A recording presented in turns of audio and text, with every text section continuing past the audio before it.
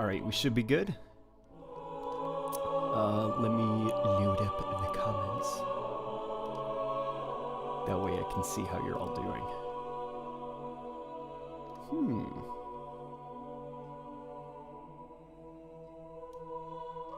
There we go. We got some people joining now. Hello, Kyle. Hello, Emmanuel. We got Rebecca in here. Dad's Lettuce says, let's go. Yeah, there we go. Now the chat's starting to get going. How are you guys doing? Is the mixing okay? Game's not too quiet. My voice isn't too loud. We can do some adjustments if need be, but I hope that you guys are all doing okay. Why don't we hop into the training mode? So I actually did goof off a little bit this morning.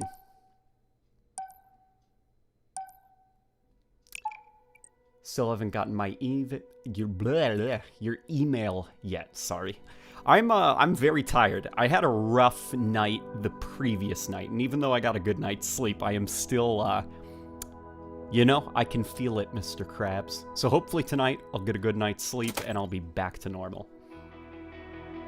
Kyle says my voice is silky and smooth as always. Lower the music just a tiny bit. You got it. How's this? Hopefully this is okay. Look, there's my guy.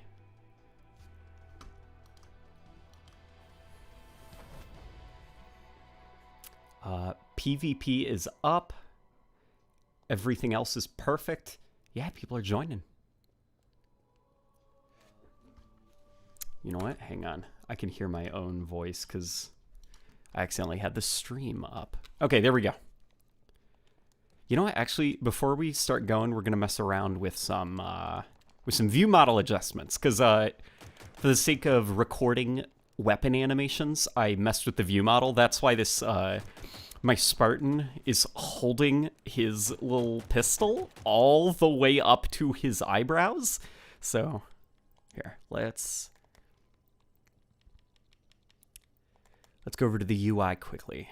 And we are going to lower that pistol a little bit.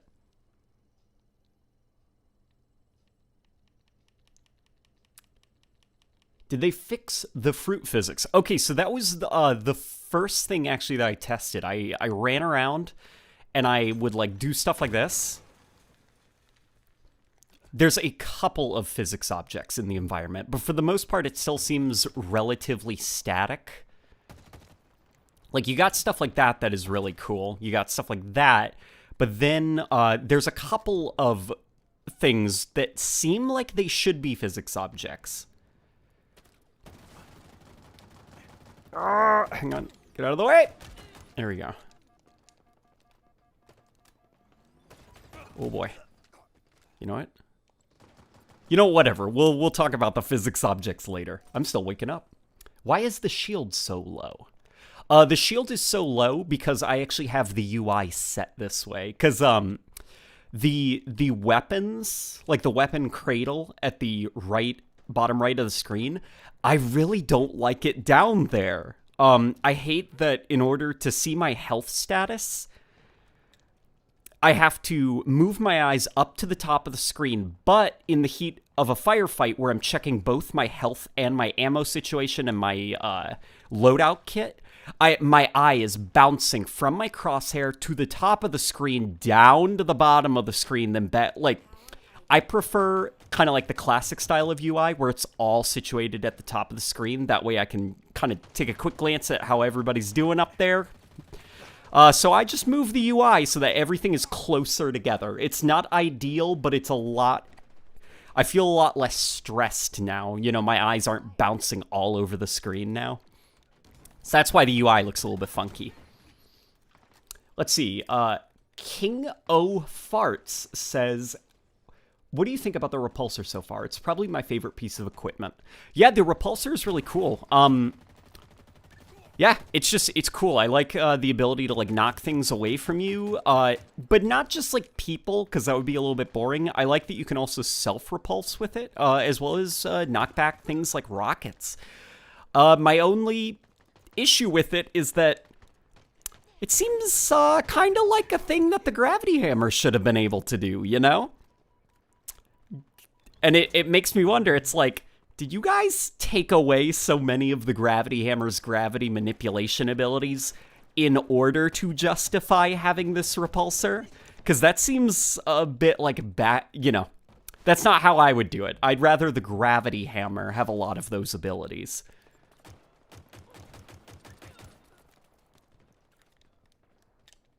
Here, let's give me something. This is actually really cool. So I was checking out here. You can turn yourself on deathless, of course, but play fighting is actually really cool. It basically makes it so that the enemies will kind of pretend to be shooting and fighting and stuff. I mean, of course, they do seem a little bit clueless, but... Hey, you can do multiplayer now. Just tried it. Oh, I can? Okay. We will give it a go. Let me wake up a little bit first. And then we will give some multiplayer a try. There we go. The little AI buddies, they did modify... Here, you know what? Hang on. I'm going to turn off audio, because whenever the little AI starts babbling, I get a little bit distracted, so here we go. They did modify the AI, so they seem to still talk about as much as they did the last flight, but they're not repeating the same bit of dialogue. That being said, there was a lot of dialogue that seems to have been added, such as pointing out that you're using a grappling hook when you're using a grappling hook, which is kind of like, hey, can you shut up for a second? I'm trying to hear. But okay, let's hop into matchmaking. Only getting 3 repulses seems stingy to me. Well, consider the repulsor, consider what the repulsor can do as a device. Like, okay, if you attached those abilities to the gravity hammer, you wouldn't have to worry so much about, like, you know, balancing concerns like, maybe we should only give them 3 pulses, because it's a giant melee weapon, so you're not going to be able to fire your weapon. If you have the repulsor, though, you can fire your weapon while also being able to just, like, throw people off a map. So I do understand why they gave it only 3 pulses. How would I fix it? I'd get rid of the repulsor and just attach all of those abilities to the gravity hammer. But, you know. Somebody says, did some damage. Yeah, that's the kind of dialogue from the AI that I'm like, is this necessary? It doesn't seem like, you know, useful information. It seems almost kind of like you create these AI buddies. Now you have to justify its existence by just having it talk all the time. Because really, there's not a lot that needs to be said. So you have to just have this thing constantly babbling to the point that it'll just say, hey, you killed a guy.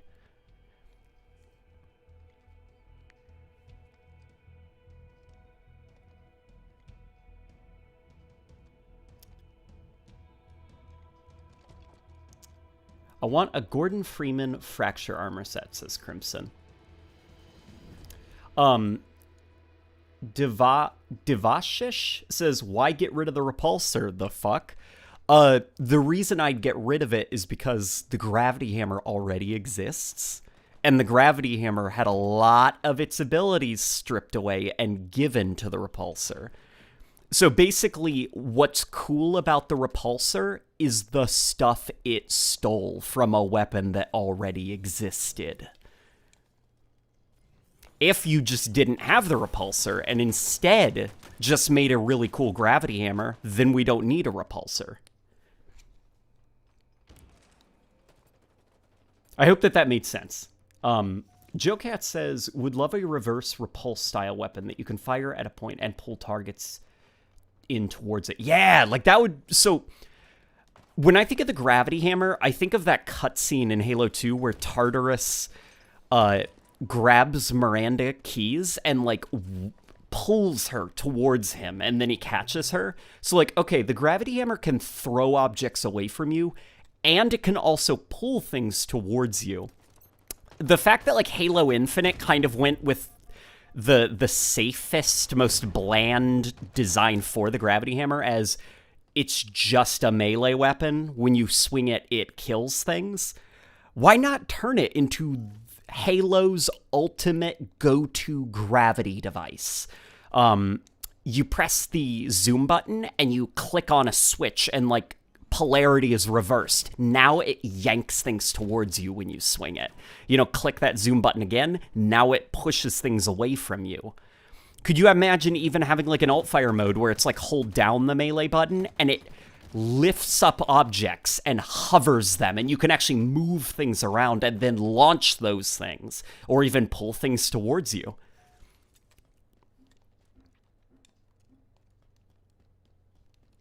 Somebody says, can you show the repulsor? I have not seen it yet. Yeah, let me see if I can find it. I'm not sure if it's on this map. Here, I'm gonna expand my my field of vision a little bit. There we go. We're playing some competitive. Is Rebecca here? Says Connor R. She is. She is currently watching the stream. Edward says, the hammer is really lame in the game. It's a really stupid decision making the repulsor. I don't think it's necessarily like a stupid decision. I understand why they made the repulsor. Like, it's a cool idea. The problem is, that is a really cool piece of equipment. Why didn't you put that on the hammer?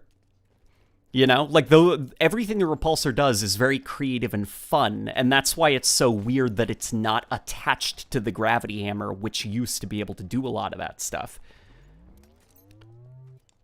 I'm not against the ideas. I'm against more so the way that it was implemented, as well as the way it stole it from another thing in order to justify its own existence, if that makes sense.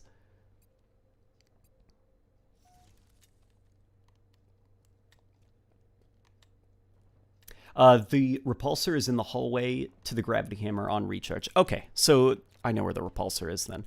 Although, don't things like, they're not always in the same place? Like, this game has kind of like semi-random spawn. Oh, no, look. Look, see? We just knocked him off. Like, that would have been cool if that was a gravity hammer that I just swung, you know? Like, it's kind of boring that the gravity hammer just kills things that are in front of it. Could you imagine if it's a little bit less of just a melee weapon, and it's more like you swing it and it sends somebody flying back, and it's the impact that kills them. Like, they just smush right into the wall and die. They die before you can even do anything fun with them, like launch them around the environment. Yeah, it's kind of boring that this gravity hammer is more or less just a different energy sword.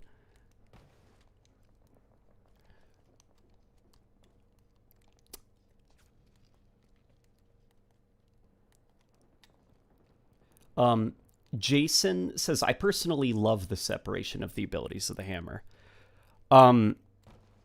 Okay, I'd ask why.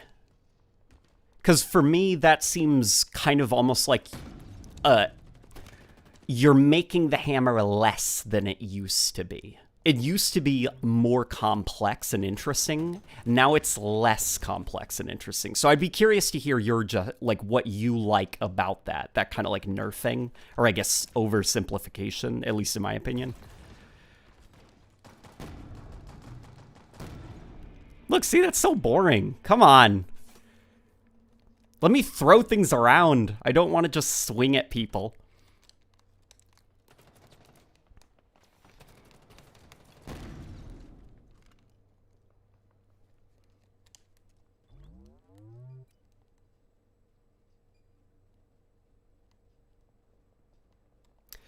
Somebody says it would make it too OP. It needs to compete with the plasma sword. Like giving the gravity hammer gravity abilities. I'd say, why does it need to compete with the energy sword? Why can't an energy sword already compete with an energy sword, you know? Why can't the hammer exist on its own as its own thing?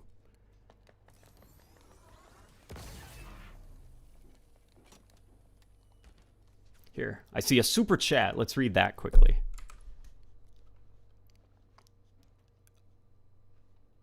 King of Farts says, maybe give it a more broad area of effect for the hammer. A broad area of effect for the hammer. Do you mean like in terms of its lethal range or just like the gravity abilities? Joe Cat says, yeah, makes them do different things instead of doing the same thing as someone else, you know? The reason to have different weapons. Oh boy.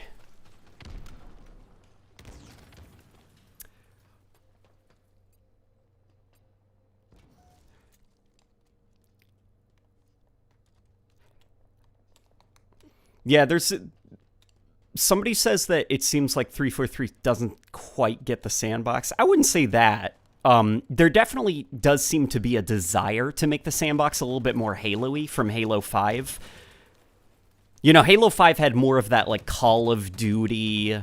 There are 17 SMGs, 42 assault rifles, like 17 battle rifles, like, you know, where it's just a ton of weapons that all are more or less the same thing. This is a little bit more distinct, but there is still a bit of that kind of like desire to make every weapon super, super easy to use and get kills with.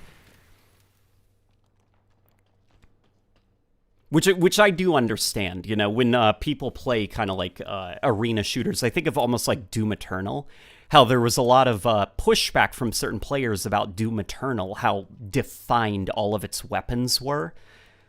How they all had, like, set roles, and they're like, but I want to just use this gun because I like it.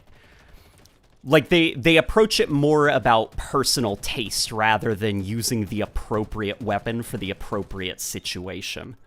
Like, I want to be able to shoot my assault rifle across the map. I like the assault rifle. It's the gun I want to use. So I do understand that there's a bit of like a balancing act where you have to kind of like read what the audience is saying, but also make sure you don't go too far in that direction. I don't envy being a like game designers. I'd hate to be one.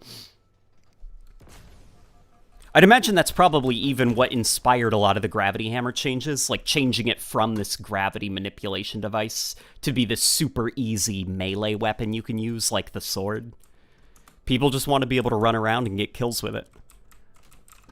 A cool idea for the hammer would be if you were able to ragdoll a Spartan into another Spartan and have that kill the living player. Oh, like kind of like you can turn their ragdolls into projectiles and just launch dead Spartans at other ones. That's funny. I actually like that idea a lot. That would be really goofy. That's pretty good.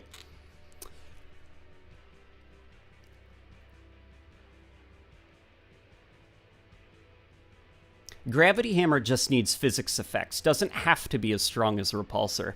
See, I'd argue the gravity hammer should be as strong, if not stronger, than the repulsor.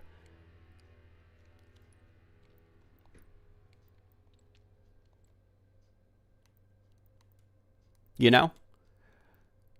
Why you should basically, so in Halo 3, whenever you find a gravity hammer, the kind of things that go through my mind when I think of the gravity hammer is I just found a tool that I can use to launch myself up to higher ledges in the campaign in the event that I don't have a gravity lift.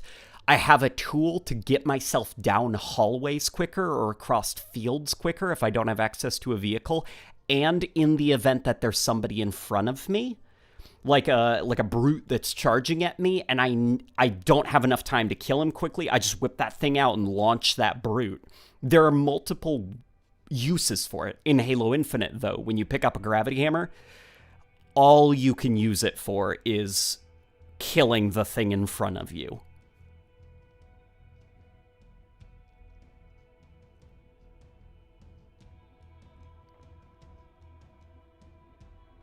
Dalton says, what about an alt fire that shoots a gravity beam like the Tartarus hammer so that you could combo it with kills? It also just needs to charge up, though. See, I think that that could work.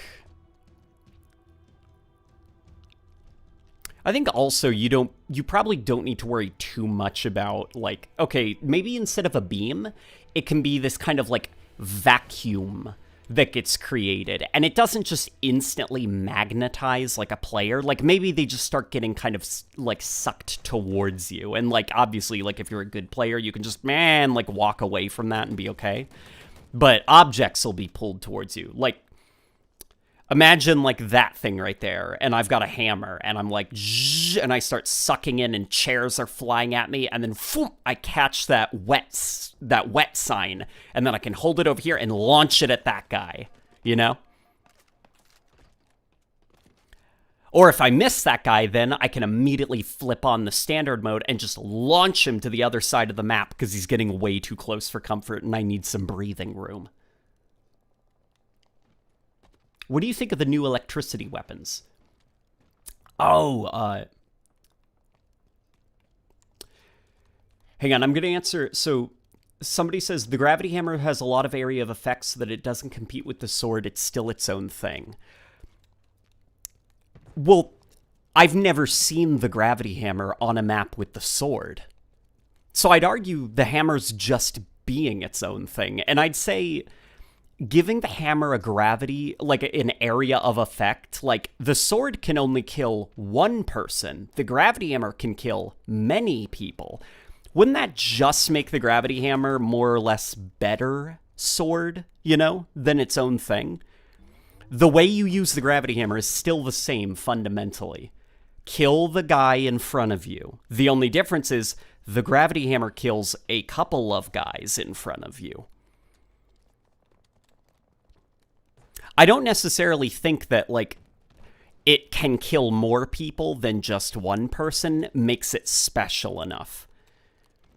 I think the ways you can use it beyond its standard function as a melee weapon is what makes it special. And so far, the Infinite Hammer doesn't seem that special.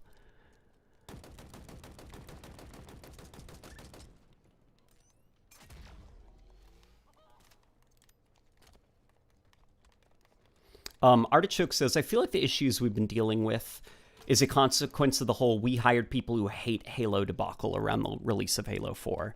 Oh, I don't think that's the case. So that quote, something that's a little bit annoying about that quote and kind of disingenuous is,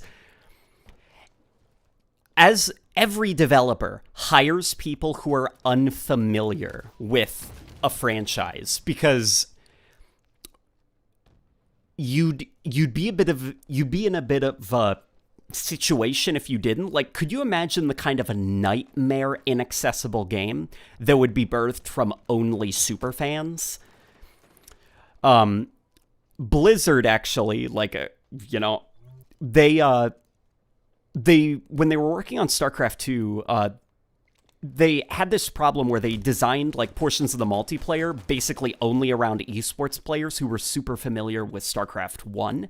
And when they actually began inviting in broader groups of people, they found that they had accidentally made it just borderline impenetrable because only really seasoned StarCraft players were good at the game. So it's important that you do get those kind of, like, outside voices to be able to let you know, like, hey, this is kind of confusing for me. What is this if they're not familiar with the franchise? I hope that made sense. Rage More Nerd says, this gravity hammer definitely needs adjustments. The community is not liking the state of it currently. The Griffball community, that is. Yeah, that's also another problem that I have with the gravity hammer conceptually, is I see a lot of people saying, well, now it's good because I can go on killing sprees with it. Thinking about the gravity hammer as just how it performs in Slayer and stuff. In my opinion, not every gun needs to be a thing that you can pick up and get killing sprees with in Slayer. Some weapons, it's okay for them to be absolute garbage in Slayer, because how is it performing in other modes? So, like, the gravity hammer, you may not have liked it in Halo 3 because you couldn't get killing sprees in Slayer, but the campaign, it was great for speedrunning and just this, like, gravity tool in general. And Griffball, they absolutely thrived on it. So to take away depth from both the campaign and Griffball in the wider custom games community, because you'd like to get killing sprees with it in Slayer, I think that's the wrong way to design a sandbox, you know? Like, not every weapon needs to be in like, the traditional Slayer-type matchmaking systems. I'm okay with having a gravity hammer that you can't really get killing sprees with. Just don't put it in Slayer. Have the sword be that weapon. You know, that's how you run into that, like, Halo 5 problem, where it was just, like, every gun felt laser hyper-focused for esports play, and there wasn't a lot of, like, fun and interesting weapons outside of maybe, like, 4 or 5. And ironically, those were the weapons you never wanted to use in Warzone, because they didn't kill the best. There were more lethal guns to get.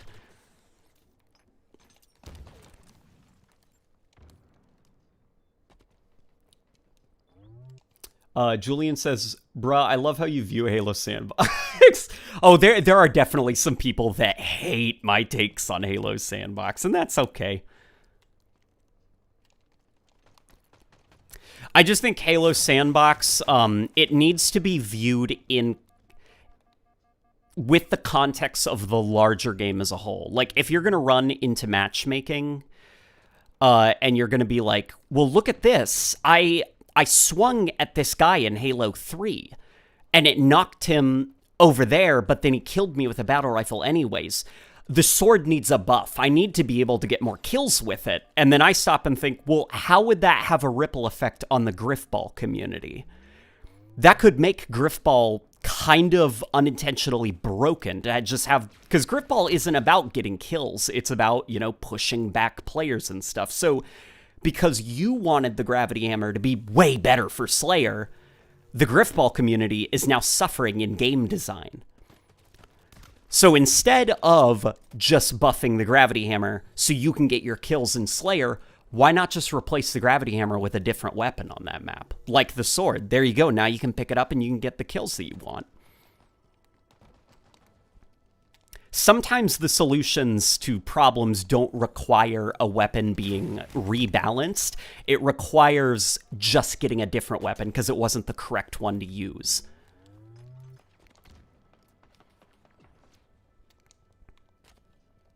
If that makes sense. Now show us the whole menu, says Crimson. Somebody's saying bring back the Covey Carbine. Oh, man. Okay, you guys want to hear my my opinion on the carbine? Some people are probably going to be upset. I will wait until you guys give me the green light before I start talking about the carbine, but...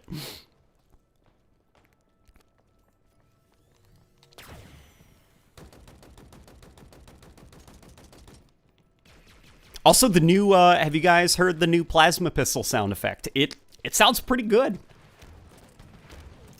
How I would make the incineration cannon interesting, its fire is the same as Halo 5, but the shots bounce for a max of 5 times before exploding. But each bounce also makes the shot lose its max... something. Oh, it's max ow? Oh, like ouchie? Like it hurts people? That could be interesting. What could also be interesting is maybe you can hold down the trigger and it'll start bouncing around, and it'll only explode once you release it, but every time it bounces, it changes gradually from an explosive shot to some kind of EMP shot.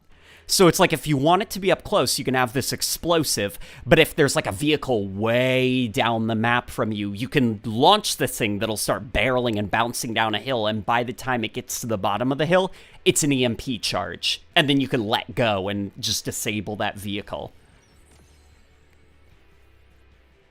Speak it! People are saying, okay.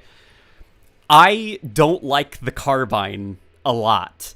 Aesthetically, I love it, of course. Like, the Covenant carbine looks really cool. But from a from a weapon roll perspective, it exists because of the inherent problem that was the Arbiter in Halo 2's campaign. And I don't mean narratively. Arbiter is, of course, awesome. And even just in terms of flavor, Arbiter is cool, playing from the Covenant perspective. But what makes Covenant weapons good and fun to fight, and part of why the Covenant got started to be not as much fun to fight as the series went on, is in Halo 1, all Covenant weapons were projectiles that you could see with your eyes coming and dodge. They were slow moving, you could predict them, you could sidestep them. All of your weapons, on the other hand, were kinetic, so they were just instantly connecting. And that's fair because you're the player.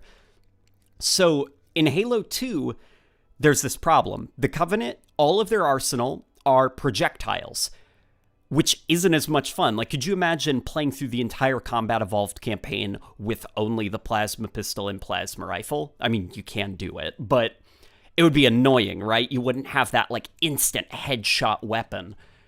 So when you spawn as the Arbiter, you're gonna be using Covenant weapons, these plasma weapons. So the Arbiter needs a battle rifle type weapon.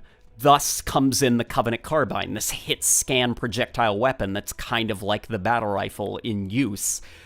And now the problem is the Covenant have their own precision weapon that they're just peppering you with, and you can't predict them. You can't see them coming and dodge them and stuff. I've described it as you've taken damage before the entire sound file is even done playing. You know, the pew! Like, it's Hitscan. You already took the hit. And I don't think that makes for very fun combat. And then things got worse with, like, the beam rifle, and then the future games went even crazier. It's like, all right, oh no! I got knocked off the edge. I don't think the Covenant are very fun to fight when they have hit scan weapons, and I don't think the carbine made for very healthy encounter design with the Covenant. So if the Covenant carbine is gone, I am actually kind of a fan of that, just on principle. I doubt it's gone. Chances are it's probably been, like, reformatted, or its role has kind of mutated into something banished-y.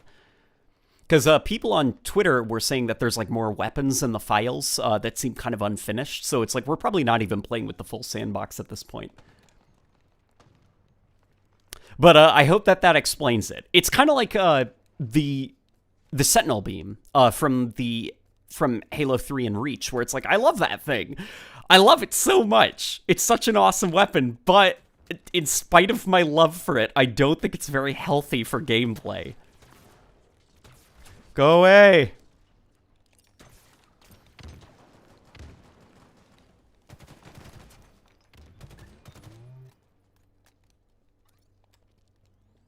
Yeah, so I hope that makes sense. I have this bizarre, like, I love you, but I must let you go relationship with the Covenant carbine.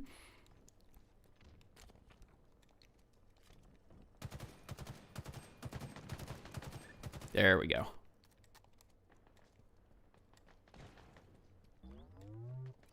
Guy505 says, carbine gives options. See, that term options, what do you mean by that?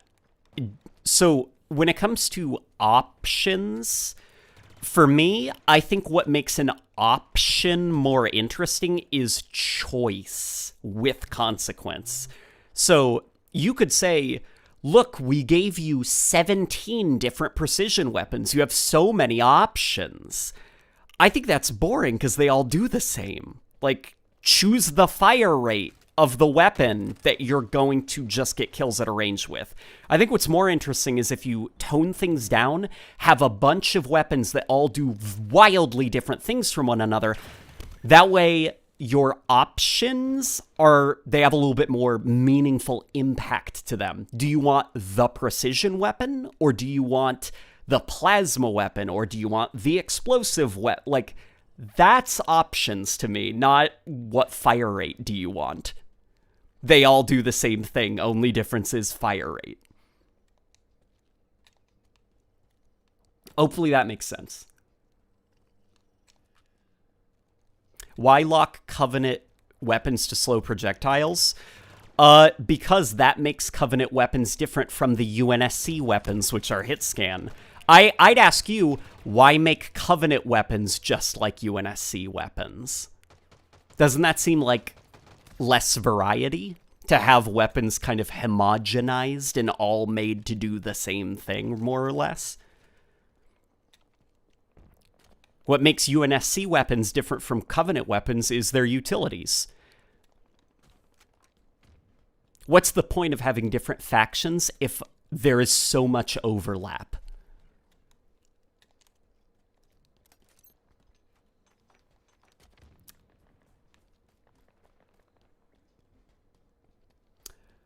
Let me see. They added BXB button melee combo. I did see that. People were pulling off some pretty cool button combo stuff. See, I think the button combos are actually like a neat idea. I think that obviously Halo 2's implementation of them, it was a bug. It was a glitch.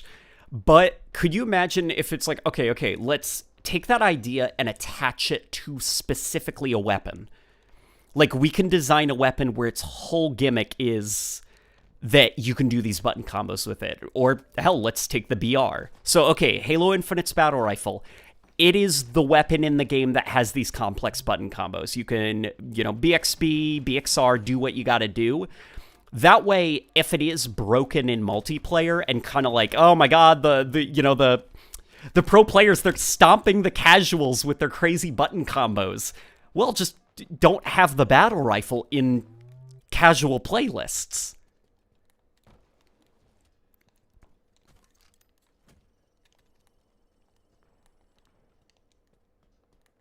Taco Dealer says, why lock half the sandbox down to this or that? There's nothing wrong with one or two similar weapons in a similar role. I agree. There's nothing wrong with it, but why would you design a weapon like that when you could use those resources to design something new and unique? So you're saying lock it down. I see it as having identity versus just kind of not really having identity. Think of it kind of like the difference between, I guess, checkers and chess. Where in checkers, all the pieces more or less are the same. But in chess, they all have defined roles. Could you imagine, like, the knight? Why lock down the knight to only being able to move this way? What if we could also let it move kind of like a pawn?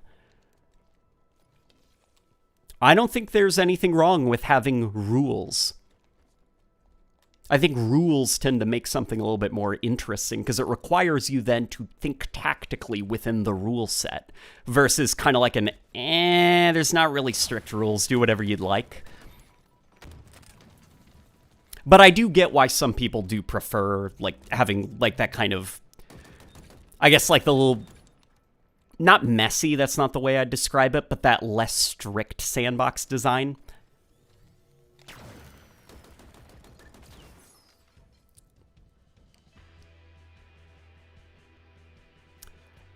Dace Bra says, the Spiker was one of the worst Halo weapons ever. Man, it sucks too, because the Spiker is a cool-looking weapon. It's just, it needed more time in the oven. Bungie needed to think a bit more about what it would be as a weapon, how it could be used and stuff, because functionally it wasn't that different from the plasma rifle. It was just brute-themed. How would you make the suppressor interesting? The suppressor? Oh man, like the Promethean weapon, so many of those should just be thrown out. Because, like, they're just like, okay, like some... And to be fair, some of it was done by design, like the scatter shot. The scatter shot by design was supposed to be just kind of Forerunner shotgun. So it's like, how do you fix something that was designed to not be that interesting in the first place or unique? I don't think all of Halo's weapons need to be, like, brought back and then fixed. I think it's okay with leaving some in the dust. Granted, it would be cool to see some of them, like, or at least most, if not all of them, to be back in Halo Infinite for the sake of custom games.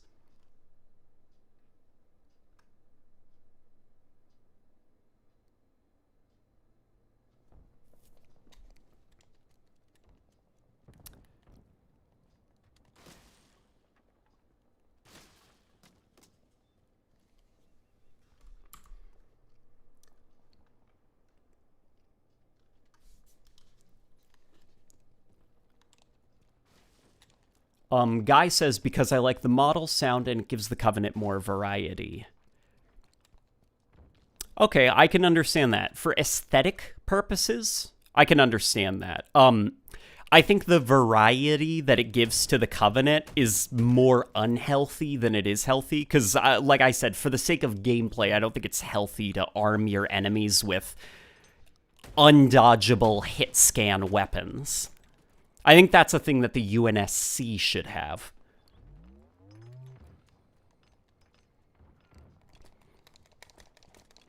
Oh yeah, people were saying that the melee speed is broken. Yeah, look at this. If you punch while swapping your weapon...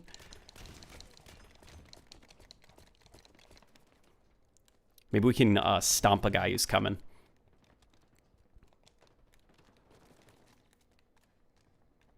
Here. Hopefully he comes in here, and then we're just gonna, like, wail on him like this. Here he comes!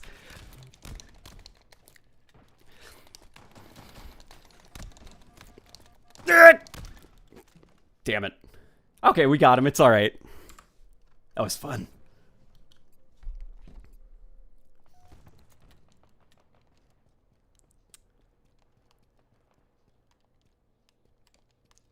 People are asking about electric weapons. The electric weapons, I think, could be cool.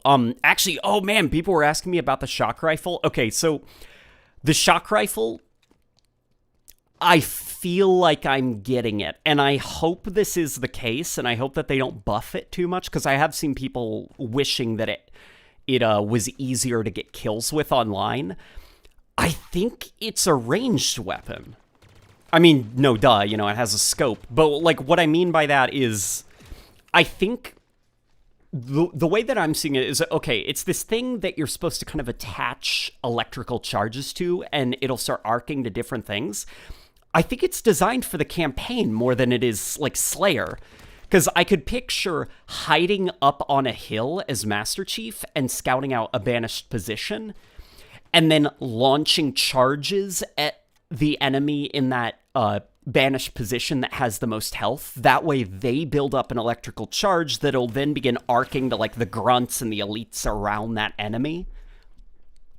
But then when you get up close with that thing, it's not that useful. It's really hard to use. So I think that's supposed to be what it is. It's a weapon that you use really only for long-range engagements. And I'm like, ah, that's interesting.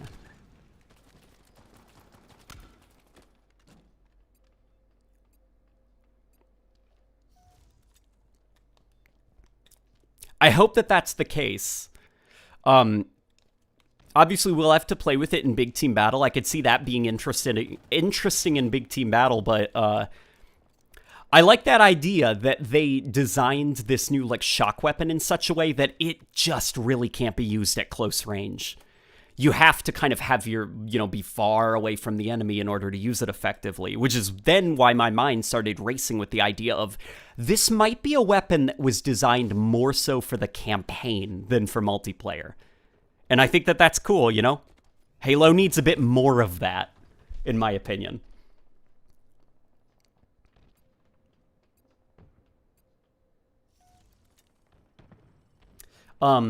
Sam says, but then it would be too easy if you could dodge enemy fire if it's projectile weapons. If it's a hit scan, it makes you more cautious than face the encounter. So it makes a projectile and hit scan feel better. I would say go play Halo Combat Evolved on Heroic. Or Legendary. Because those games are pretty hard on Heroic. Or that game specifically. And Legendary. I don't think the Covenant needed hit scan weapons. In fact, some of the worst examples of hit scan weapons are, you know, Jackal snipers. Everyone makes fun of those. Now, the solution could be, well, make the Jackal sniper, just give it a little bit less damage. To which point, you know, the conversation would basically keep going from there. So, in terms of, like, enemy snipers and stuff, I think the way you could do it is, all right, like, the Covenant Carbine, let's take that as a foundation. Okay, beam rifle, we're throwing it in the dumpster, all right? So visualize a dumpster I've put the beam rifle in there. I've kissed it because I love the beam rifle and I need to let it go. But we have it in this dumpster. Okay, now we're taking the Covenant carbine. The problem with the UNSC is they have a DMR, a Magnum, and a battle rifle. 3 weapons that more or less do the same thing. I think that the battle rifle, for the sake of gameplay, is probably the most interesting because of the burst. So I would use that as your go-to for the UNSC precision weapon. I then take the DMR, because I think mechanically that doesn't need to be thrown out, and instead attach it to the carbine and turn the carbine more into a marksman rifle type thing. That way, your Jackal snipers can exist. You can have those moments in the campaign where, you know, like you said, you're being kind of pinned down by hit-scan fire, but it's not this obnoxious insta-kill laser beam. And because of its utility, being this kind of DMR marksman-type rifle, you have a bit of justification for why it's not an insta-kill weapon. Thank you for coming to my TED Talk.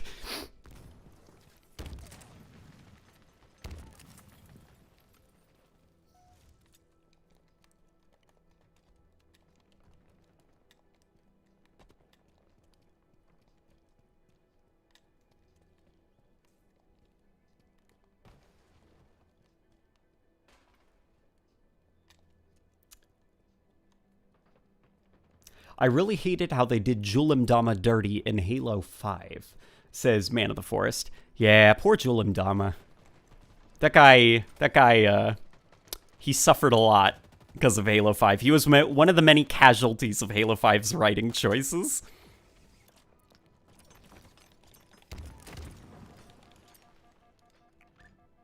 There we go. Those dynamo grenades are pretty cool. I really like them. You're literally describing the carbine, says Jack. No. What the carbine is closer to something like the pistol or the battle rifle, in my opinion. I'm thinking more like the Halo 5 take on the DMR, where it really is trying to be closer to a less powerful sniper rifle. Think of, like, the zoom of the DMR, like having a wider zoom to the point that it's kind of inconvenient to use it in close quarters encounters. Like the battle rifle and the carbine, you can see it can still be used in close range to medium range. I'm describing a weapon that you can't really use in close range. It's really only useful at medium to long range. I hope that made sense.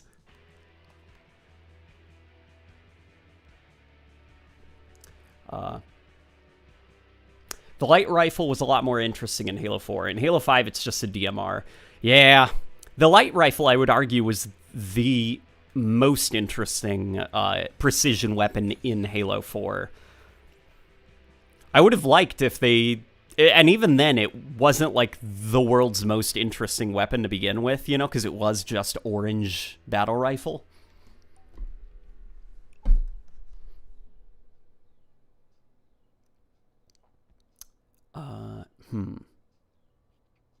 Toady Master says, do you want the Flood to have a surprise return?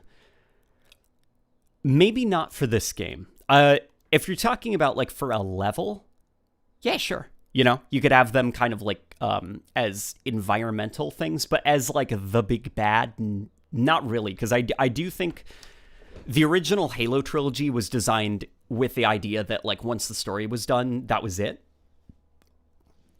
And so it made sense that the Flood were a central antagonistic force. The problem you'd run into if you brought the Flood back as the central antagonistic force again is that you'd risk defanging the Flood. It's kind of like the same issue that the Covenant had in Halo 4 and 5, where it's like, we're still dealing with this? And it starts to rob the trilogy of a lot of its weight. That's why I like the Banished, actually, because they are not the Covenant. If anything, it's actually kind of interesting that they're more or less a unintentional consequence of the Covenant.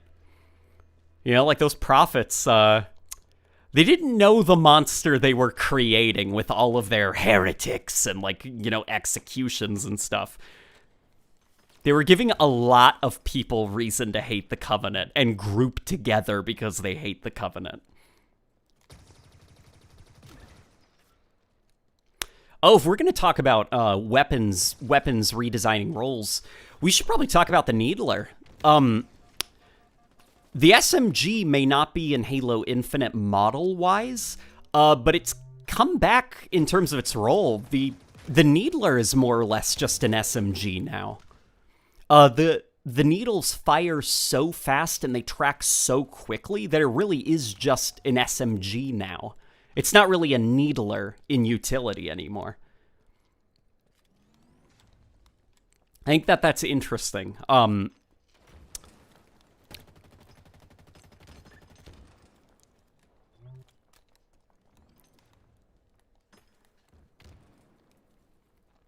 I honestly like dealing with the Covenant more than the Hitscan Prometheans. Yeah, the Prometheans had a lot of problems in general. I had actually talked to Jeremy Cook. He was the guy kind of responsible for the creation of the Banished, actually. He was the art director on Halo Wars 2. And he said that for him personally, if he were to handle the Prometheans in a Halo game, the way he'd do them is he wouldn't do the kind of faux Covenant thing that the Prometheans ended up being.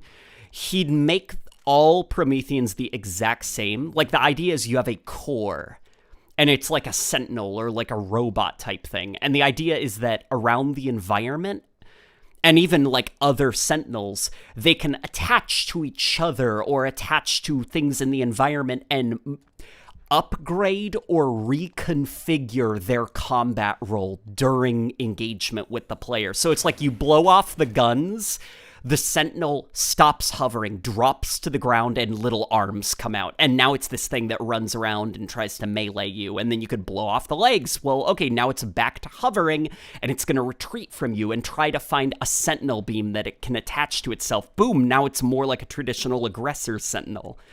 He said that's how he would design them to differentiate them from the Covenant. I'm like, dude, that is a cool idea for the Prometheans.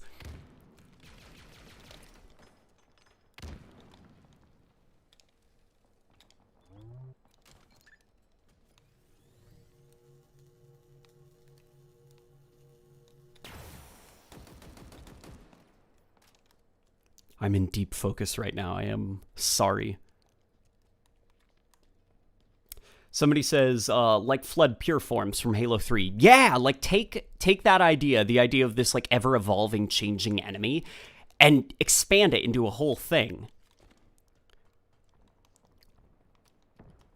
It would be cool. Like, the idea of the Flood to me is that the Flood operate best when they are going up against you and another faction. I don't think the Flood are really that interesting when you fight them on their own.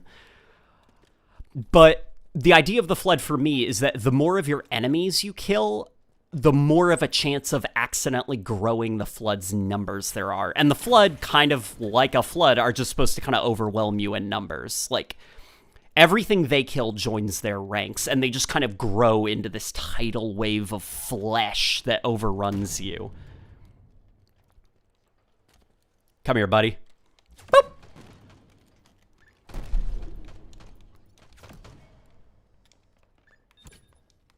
Yeah! See that? Whoop! Damn it. The idea of the Prometheans, then, is you have... It's a single unit that is constantly adapting and modifying and equipping itself to respond to what the player is doing as its combat rhythm. And then the idea of the Covenant is individual units are not that creative and adaptive, but they all fill such a specific role that they work best as a unit, benefiting and like holding each other's backs. And once you start to like kind of break down that group, the Covenant starts to fall apart. You know, that's the trinity of the Elite, the Jackal, and the Grunt. The Elite is able to melee you. He's able to charge you. He's able to move really fast and stuff.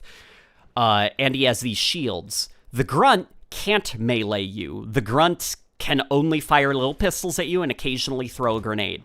The jackal has shields, and it's purely defensive, and it has the ability to drain your shields. Kill one of those, and the group dynamic kind of breaks apart. And as you kill more and more Covenant, eventually the whole combat loop for them just collapses, and it becomes cleaning up the stragglers.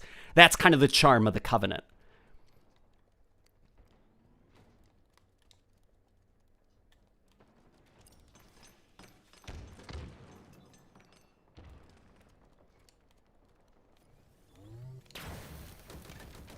That's what makes the Covenant so fun to fight and so kind of like iconic. What's interesting, okay, some of you are probably around my age group.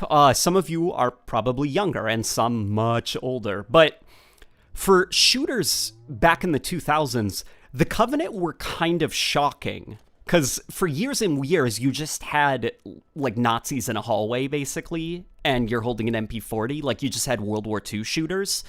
And it was just guys, and they'd hide behind cover, and you'd shoot them, and then you'd move to the next warehouse of guys. When the Covenant came along, it was very interesting to see such responsive and personality-filled AI. Like, the grunts were almost iconic, the way that they'd flee from you and stuff. And you actually had, like, a lot of shooters after Halo trying to copy that. You know, that kind of like battle chatter and stuff and the reactions that the AI would have. And as the years have gone on, like, the gaming industry has kind of adopted the personalities of the Covenant, and now it's almost more of a standard. So the Covenant aren't quite as special as they used to be, but it is just something interesting that I was thinking about the other day. I was like, yeah, like, there are some kids nowadays that don't quite get how big of a shift for enemy AI the Covenant were back in the day. Dash says, I kind of like the idea of the repulsor being a concentrated push wherever you're aiming, leaving room for the hammer to be a large area impulse. Well, there we go. See, that is something a little bit more interesting. Like, kind of this consumable wind funnel that you could make, where it's just kind of like you just whoosh, everything in front of you, and this very concentrated beam goes flying. Whereas you've got the hammer, which is this more kind of varied, multi-use gravitational tool. Somebody says Doom wasn't like that. I should clarify, Doom was like that, but Doom was also sprite-based. And that's not to put down Doom. Obviously, the Covenant took inspiration from Doom, because the Covenant were born from the 4, I think that's how you pronounce it, from Marathon, which was a Doom clone that Bungie made for the Mac. So even the Covenant have their roots in Doom. But for the sake of, like, 3D graphics, you know, where a sprite can only imply motion, to actually see this 3-dimensional character screaming, shrieking, cowering, and having those emotions conveyed to you in a way that you, like, you're not just reading a sprite, you're actually seeing a grunt scream and have a panic attack. It was something else. Donzilla says, I'm really enjoying this flight so far. Can't wait for a BTB next week. I'm very curious about the Tesla gun, bombs, and how they will affect vehicles. Yeah, I'm interested to see that as well.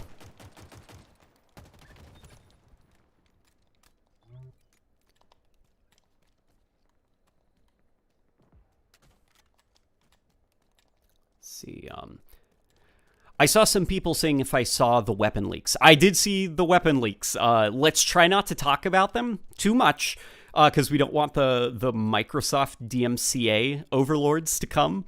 But needless to say, I'm very, very interested to see more. Oh boy. The Shadows domain says, can someone tell me what is going on? We are currently playing Halo Infinite. We are fighting bots in the bot playlist. We are shooting men. And we are, you know, talking. Aye!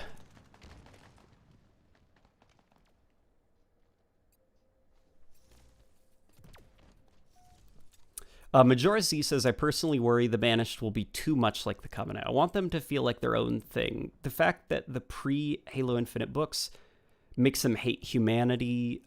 Let me actually read that. Makes them hate humans now, and their unique stuff from Halo Wars 2, like blisterbacks, shrouds, and other hunter forms, etc., haven't showed up in Infinite footage, makes me worried. So I'd say that the Covenant mechanically behaving like, or the Banished mechanically behaving like the Covenant isn't much of a problem, because the Covenant is a strong combat rhythm. Aesthetically, the Banished are quite different from the Covenant, but mechanically, it's okay to have that. That's a strong combat loop that Halo shouldn't just get rid of, cuz. And for the sake of them hating humanity, well, I think that's okay. Like, we don't quite know what humanity did for the Banished to declare war on them. I'd say the Didact, oh, he just hates humanity, just like the Covenant, you know? The idea of hating the human race can come from multiple different places. You can have multiple different reasons for hating the human race, whether it's personal, whether it's religious. Like, got it. Going forward, enemies can't have a bone to pick with humanity, because Covenant. I don't really like that kind of reasoning. But as for, like, the stuff like the blisterbacks, yeah, I do hope that the Banished sport some unique vehicles. It is important to have some of your standards, like the Ghost, the Wraith, and stuff like that, but I am hoping to see some Banished exclusive vehicles. Jason says, do you like Alvin and the Chipmunks? Alvin and the Chipmunks.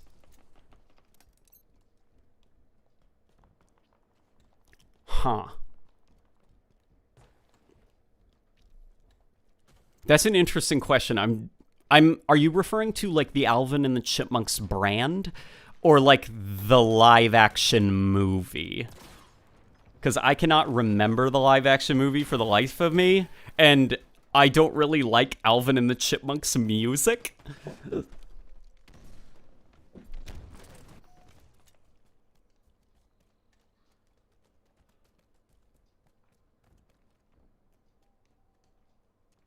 Majora C says, I don't mind the Grunt Jackal Elite Brute trifecta being in place as a mechanical core, but I think there needs to be a lot of new stuff. But there needs to be a lot of new stuff around the AI, including infantry, not just vehicles. Yeah, I'd like to see some new units. I don't think you should mess with the trifecta, which I think is something that, like, Halo really struggled with for a while post Halo 2.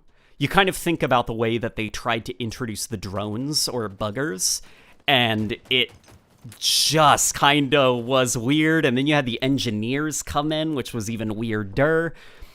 I think, though, what you could start to design is around that. Like, okay, the Jackal Sniper, like, got it. Like, the Jackals can sometimes be snipers. Well, why not take the Jackal Sniper and make it a new species of some kind? You know, the Covenant Sniper species.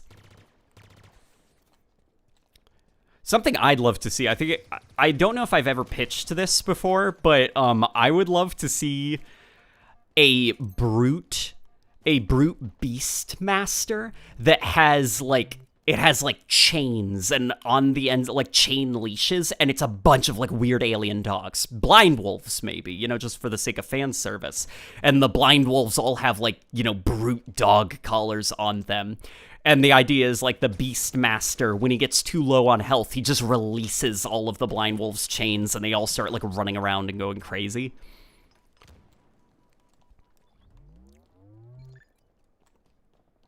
As just, like, a bit of chaos. Or if you don't want to do blind wolves, if you want to do something a little bit more mechanical, maybe you can have some kind of alien dog creature, and you can clearly see Banished tech, like, built into its skull. Like, got it, these things are being manipulated in some way. And the brute that is in charge of them has a battery pack that's broadcasting a signal.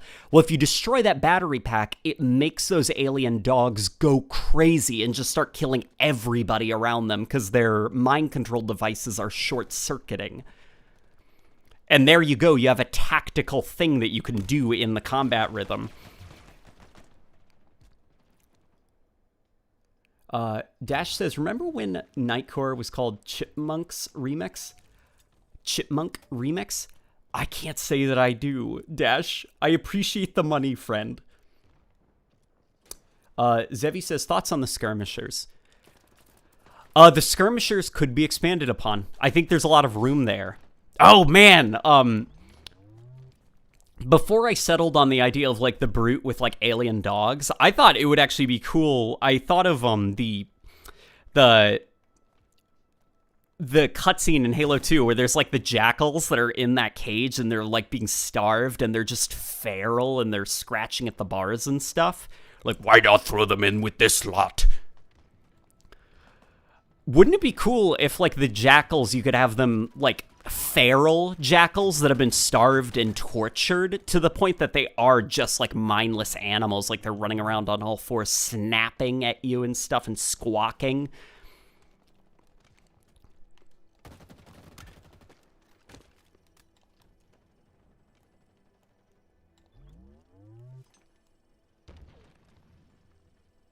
Majora Z says, I actually like the skirmishers in Reach Firefight. They swarm and chase you out of cover, attack you from weird angles, or bait you out of cover with holograms. In the campaign, they never really got used well. Yeah, I actually do agree. I think the skirmishers are a good... The skirmishers work best with, like, defensive play styles. In the aggressive playstyle that is campaign, the idea of, like, the gun always up, you're moving forward 1 foot after the other through the linear level, that's where I think the skirmishers kind of suffer just a bit.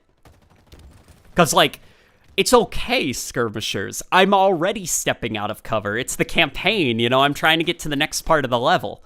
But in Firefight, where you are trying to hunker down and defend a position, that's where the skirmishers are a bit more interesting.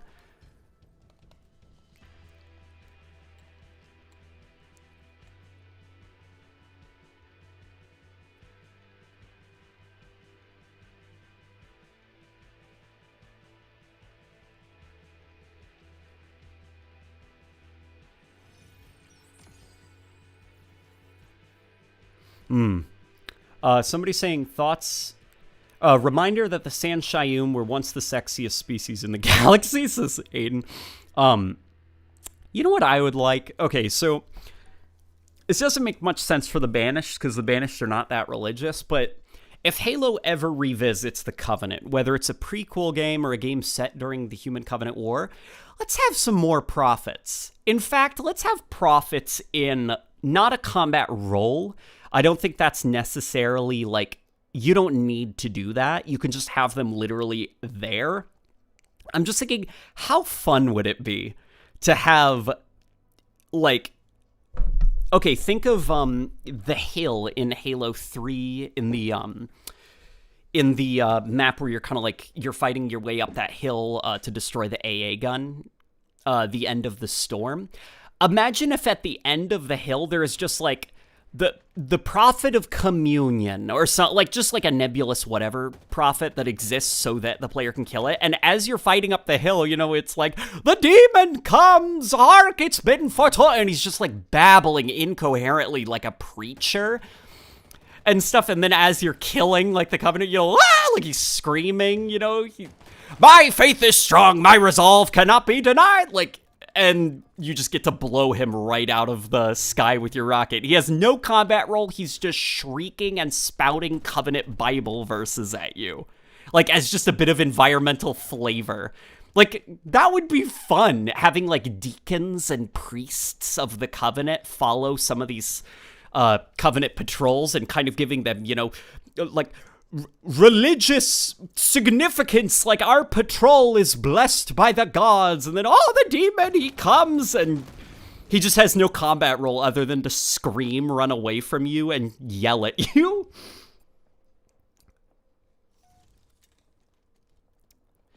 I feel like Halo is probably a little bit too scared to touch that, because, like, you don't want to offend people. But as somebody who is Christian, I'm like, dude, we need more, like, preacher, priest-like stuff in Halo. The prophets are so fun. And it sucks that Halo's been trying to kind of like get away from some of that.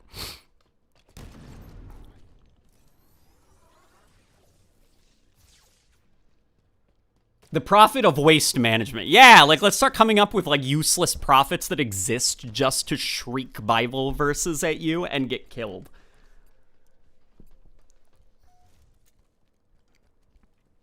The elites kill themselves out of shame when he dies. Hey, there's a combat reason. You could leave him alive for the comedy value of having him shrieking at you and, no, this can't be happening. We are blessed. But then you could have, like, if you're able to actually kill the prophet, it makes all the Covenant go bananas because they're radicalized. So they get a lot more aggressive. They fire their weapons faster. The idea, though, with attaching mechanics to something like that is it could be annoying, and it could get to the point where you're de-incentivized from killing the prophet until after the combat. Like, that's why I suggest the idea of just let him be. He doesn't impact combat at all. He literally just exists there for comedy value.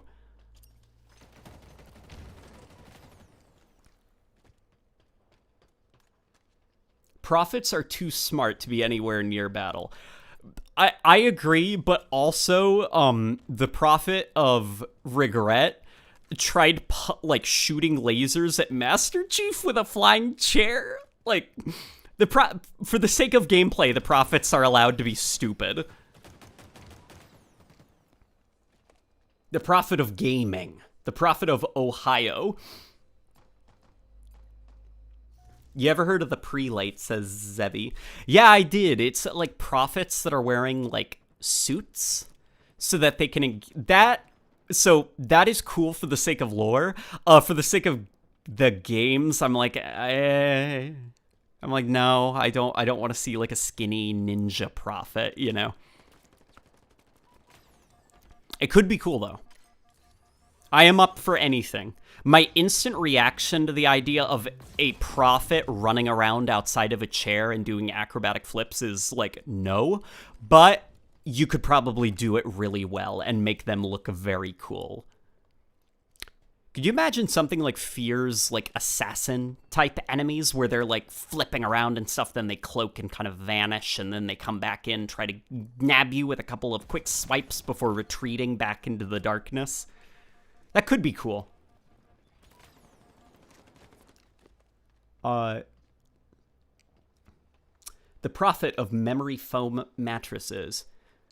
The prophet of non-bleach colored clothing detergent. That's mine that I just threw out there into the mix.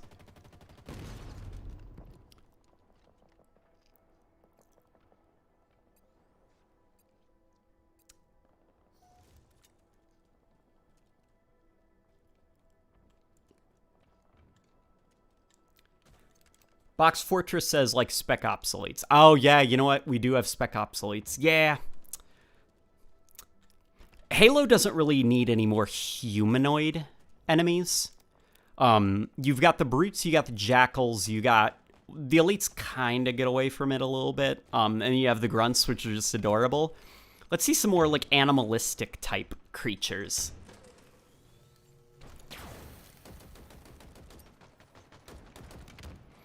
I would frickin' love to see those hunter, what are they called, Goliaths, in first person.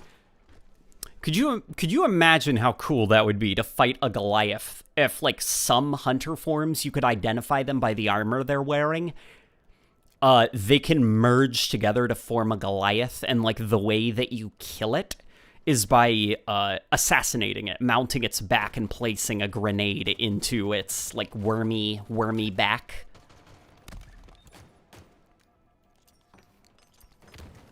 Damn it, I was hoping he was going to run into my grenade. The prophet of when you stub your toe, goddamn, that hurts. Yeah, see?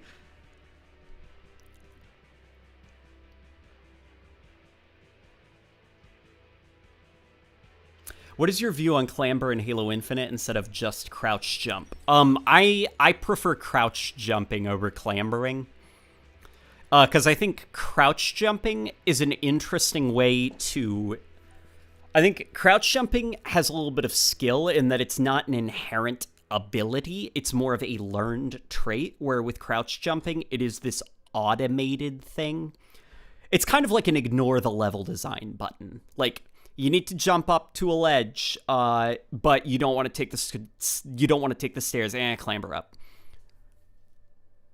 You know, you want to hop up these boxes, but you don't want to, like, you just clamber up. It's easier. It's like, just press a button to do the thing you want to do, but easier. I also think that it kind of locks the player into this, I'd appreciate if it's a little bit more contextual. So the idea is, if the ledge is super low to you, it's almost more of just like a little shuffle, kind of like Destiny. Like, your gun is up, you can still fire while you're doing it, but it's just kind of like the animation implies that your Spartan just used their feet to step up a little bit. Because in Halo 5 and Halo Infinite, every clamber animation, even if it's only about like a meter off the ground, the Spartan's like, whoa, let me put down my gun. Whoa, here we go. And it's just this very like annoying animation that kind of interrupts the flow of gameplay. They didn't remove crouch jumping, did they? What? Oh, hang on, I have auto clamber on. No, they didn't remove crouch jumping. You can still do it. Crouch jumping, on the other hand, I have no idea what that is.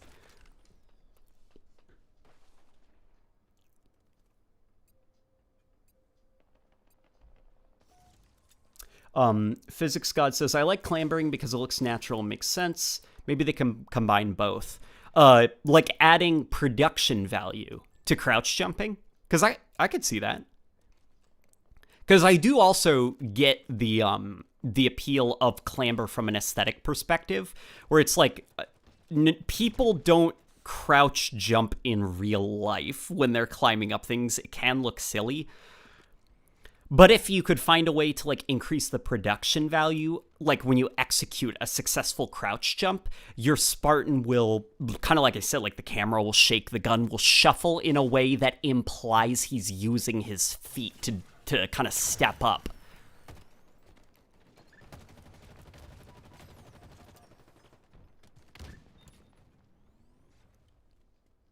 Why did you sound like Disney's Goofy for a second? I did? What did I say that sounded kind of like Disney's Goofy? I'll see if I can do it again.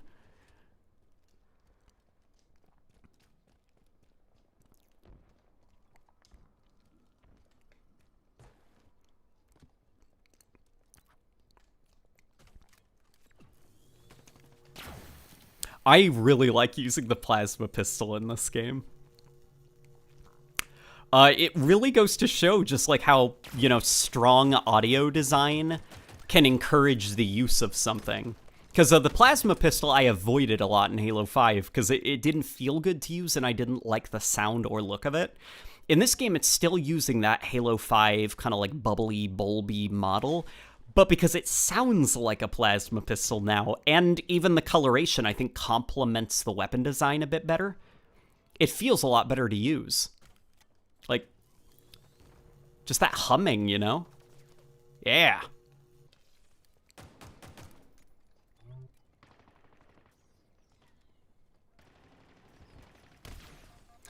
Hey, Late Night, do you read Twitter DMs? I do read Twitter DMs.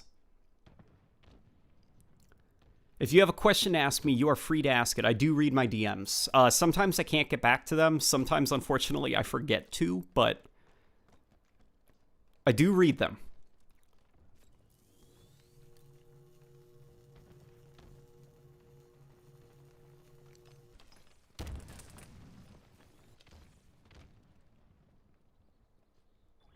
What's my favorite food? Somebody asks. I don't really have a favorite food because I think what my favorite food is depends on the mood I'm in, you know? It would suck to be locked down to a specific kind of food. Like, okay, so let's say right now, I'm like pizza. Right now, in this immediate moment right now, my instinctual response to you is pizza. Pizza's my favorite food. But let's say by the evening, I actually have a bit of a sweet tooth. Pizza can't be my favorite food then, because I have a sweet tooth, and pizza can't satisfy a sweet tooth. So I have basically different go-to foods for different moods I'm in. If I said soup, it would be potato soup. Oh god, we're gonna get back into the soup cereal debate, aren't we? If it's salty, like salty food, probably pizza. If it's sweet, I would probably say vanilla ice cream. Or perhaps tiramisu. Or perhaps brownies. Yeah, I don't know. I can't really say what my favorite food is. There's a lot of food, you know? Uh-oh, we're getting somebody spamming.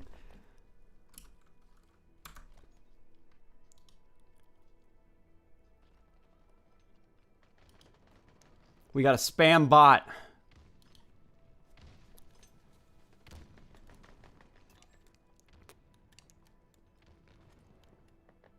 What do you think of the Scorpion tank in the Free Guy movie? Oh, isn't that movie with Ryan Reynolds or something? I'll be honest, I actually have not seen the movie, and no amount of Halo fan service can make me care. If it is a good movie, then perhaps I will see it. I don't know, I get that, like pixels, you know? Where it's like, oh, Hollywood's back to making these kind of throwaway movies. That's the vibe I got from Free Guy.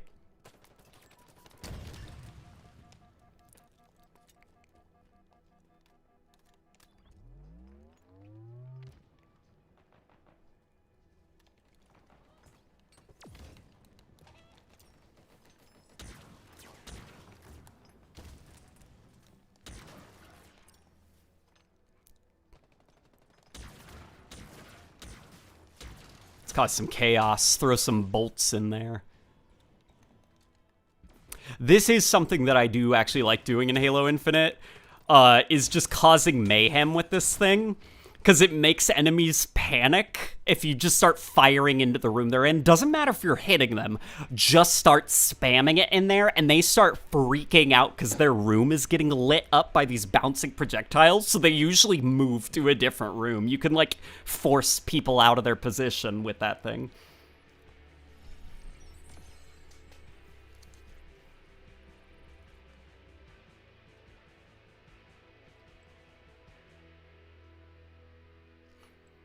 So somebody's asking me about my thoughts on the shock rifle. Why don't we actually go into training mode? What's a map with long sight lines? Here, let's try recharge. We'll actually use the shock rifle because I have some interesting thoughts on it. Speaking of Hollywood, don't you think they rely on celebrity recognition too much? Yeah. The concept of, like, the movie star.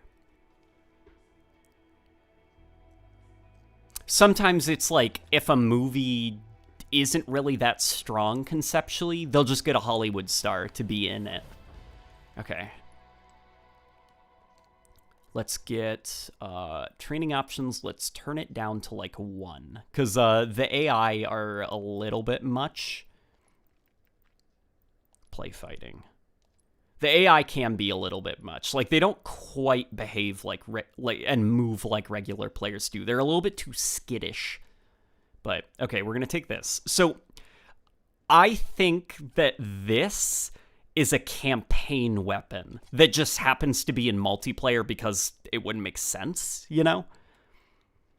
I mean, it doesn't need to be on the map, but, like, basically, this comes across kind of like your brute spiker, where it's like, okay, this was meant more for the campaign, for the enemy to use, or the player, I guess. But, okay, let's... So, it's really hard to use this thing up close. The aim assist isn't that... The aim assist is very hard to fight against, but when you're very far away from them, and you're kind of like this, you know? Suddenly, it's a lot easier to use. So what I think is supposed to happen is, all right, you attach these electrical charges to people. Like, imagine if that was a brute chieftain. So let's say you're in the campaign, you're up on a hill, down there is a brute chieftain followed by a bunch of grunts, jackals, and like elites or something. The brute chieftain has the most amount of health in that group.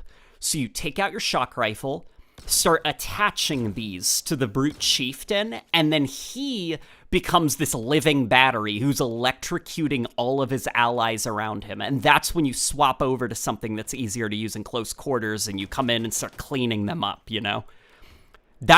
So I've seen people online saying like, oh, they need to increase the sticky aim or increase the damage up close and stuff. I'm like, no.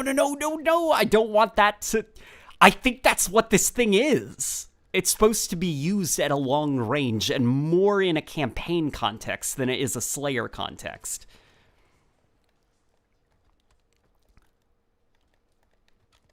Hey, buddy. How you doing? There we go.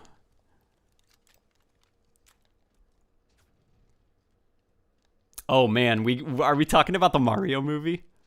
I am very excited about the Mario movie. I was very disappointed. So when they announced Chris Pratt as Mario, I was like, yes, like I was just picturing Chris Pratt like in a Mario costume. I was pretty disappointed to learn that Chris Pratt is just voicing the character. It's like, oh no. But who knows? It could still be a dumpster fire. When it comes to the Sonic movie, I was very disappointed about the redesign of Sonic because I liked that it looked like a train wreck. I was so excited for that movie. I was like, think of the memes. Sonic looks awful. I'm so excited. And then they fixed him and they made him look good. And I was like, aw, now the movie's just gonna be fine. I think there's a lot of comedy value that can come out of just dumpster fire Hollywood movies. So I don't know. I'm hoping that the Mario movie is like a train wreck. Even if Chris Pratt is voicing a CGI Mario, I'm like, they could still go that live action Sonic route where they accidentally make him look really creepy.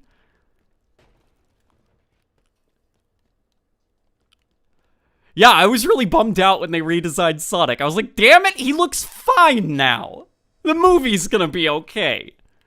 I was so excited for the train wreck. And the movie was fine.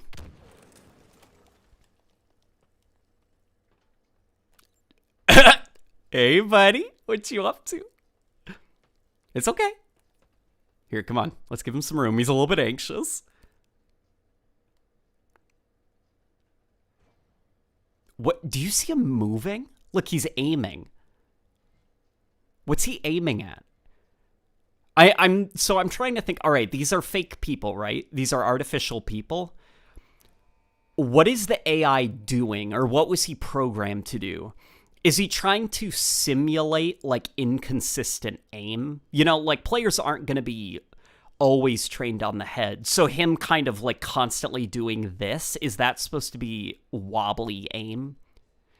Yeah, do you see him? He's not quite trained on me perfectly. He's wobbling his aim everywhere.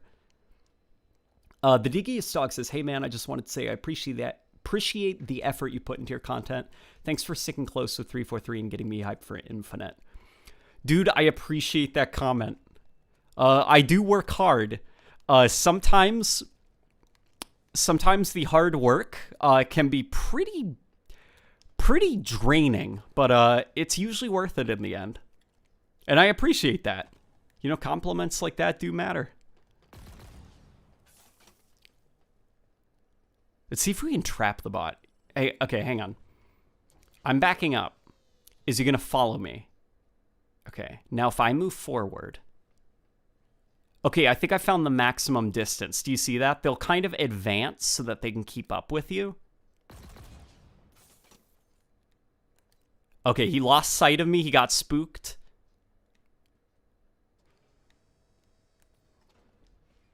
I wonder if I can get him to move off the edge. Am I making you anxious, buddy? What are you gonna do?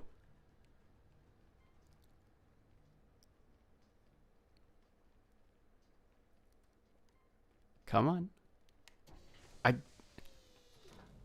They're pretty good about the ledges. Look, see, he needed to get away from me because he needed breathing room. And because he couldn't just back up over the ledge, he was kind of stuck here. And then once I gave him room, he navigated his way over to the ramp. Yeah, so if I can, like, catch them on... Up!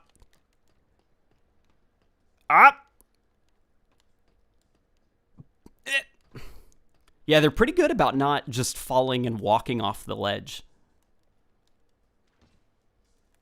That was pretty fun. Here we go. I'm starting to burn out a little bit, guys. So we'll call this stream quits for now. But hopefully this was a lot of fun.